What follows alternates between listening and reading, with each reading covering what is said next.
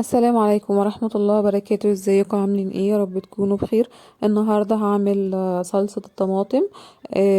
انا قلت ان انا اجرب الطريقة دي وبصراحة طلعت جميلة جدا وعجبتني. قطعت الطماطم وحطيتها في الحلة على النار.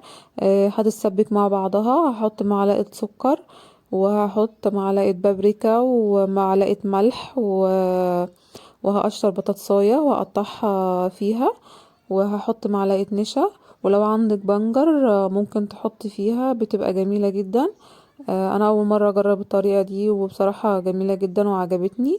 فانا قلت ان انا اشارككم الطريقة. آه، بجد الطريقة طلعت جميلة جدا. وبعد ما تتسبك معايا كويس والبطاطس تستوي فيها وتتهرس، هضربها في الخلاط بس بعد ما تهدى، يعني بعد ما تبرد. بضربها في الخلاط وبتبقى معايا القوام ده اللي انتوا شايفينه. بجد تحفة، وجربوها وقولولي في التعليقات لو جربتوها. بجد جميلة جدا وعجبتني. اشوفكم على خير في فيديو جديد. مع السلامة.